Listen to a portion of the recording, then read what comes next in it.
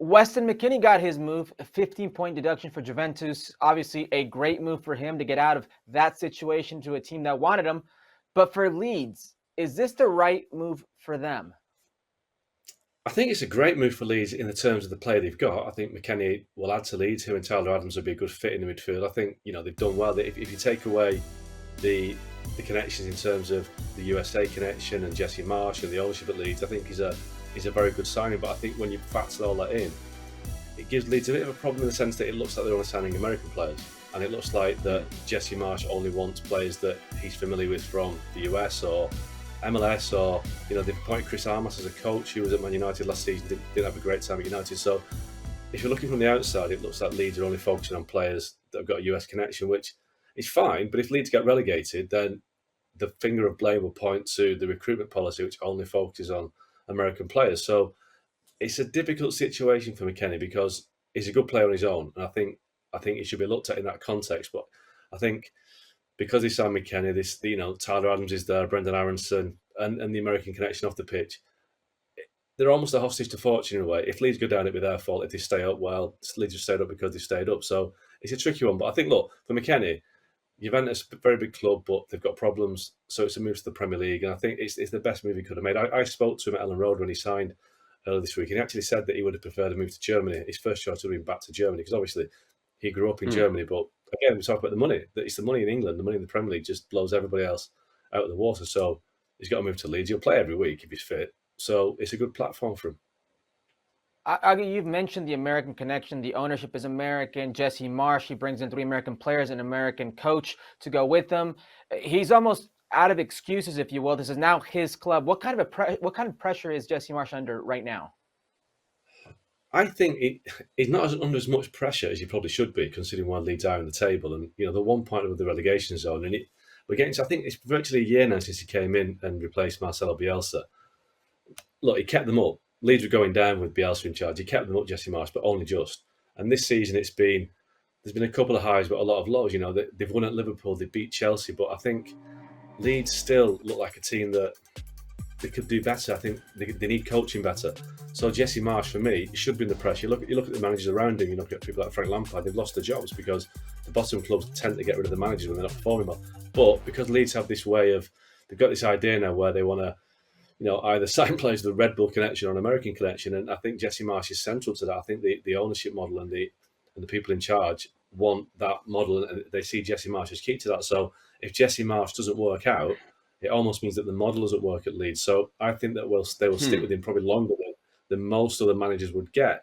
But the next 5 games are absolutely massive. They've got two league games against Man United next week, which guys in the States, you'll probably even know. It's a huge rivalry. It's a strange rivalry, but Leeds and Man United games are massive, especially for Leeds. So they're two really big games. One at Old Trafford and one at Ellen Road. Then I think they've got Southampton. I think they may have Everton as well. They've got 3 of the teams around them. So the next 5 games are massive. If they come out of the next 5 games with maybe 4 or 5 points, they've got a problem. Leeds have to start winning games. But Jesse Marsch right now, I think he's okay because he's backed by owners who see him as a crucial element of their blueprint, really. Let's go big picture with the owners, because obviously the owners at Leeds are American, and Jesse Marsch has had some success, as you mentioned, keeping them up, but the team really hasn't been playing all that well this season. Yet you look at the expenditure here in the transfer window. I mean, we're the top spenders in the Premier League. I think they spent $40 million just in this window alone. It's not just Weston McKennie that they've gone out and sold. So just how much backing, how much faith do you think this ownership has in Jesse Marsch? Could he survive even something like a relegation? Could you see him staying if Leeds were to be relegated? I think he'd find it difficult. I think he's probably got a bit too much backing from the owners, but he's not got a lot of backing from the fans. I think the backing from the Leeds fans is tenuous, and I think there's been a couple of occasions where they've had heavy defeats recently where the fans have basically turned on Jesse Marsch and called for him to go. So the Leeds fans are very vocal, and I think he's on a bit of a tightrope there.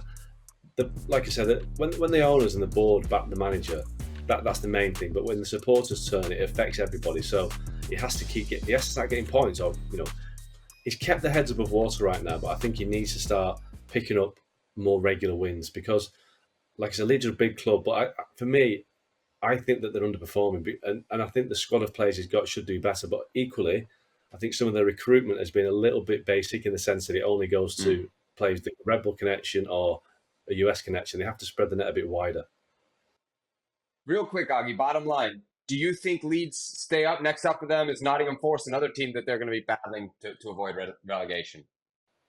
Yeah, so I've worked this out. I think Bournemouth and Southampton are two that are going to go. I think they've had a bit of a rally both, but I think they're the two that go. And I think Everton were dead and buried until Sean Dyche took over. I think Sean Dyche will get something out of them, but they're still in trouble. I think Leeds could be the third team to go down. You know, there's 3 or 4 teams. There's Leeds, there's Everton, there's a couple of others, and I would worry for them. But I think, like I said, Leeds have got this next 5 games are crucial. If they come out the next 5 games with more than half the points, they'll stay up. But I do think that it could go either way because I don't think Marsch is a Premier League manager. I just don't think he's that level. I think some of the players aren't good enough, but I do think McKennie will make them better. But I think this is going to go all the way to the wire for Leeds. Well, thank you very much for watching ESPN on YouTube. For more sports highlights and analysis, be sure to download the ESPN app. And for live streaming, premium content, and let's not forget as well, ESPN FC 7 days a week. Subscribe to ESPN Plus.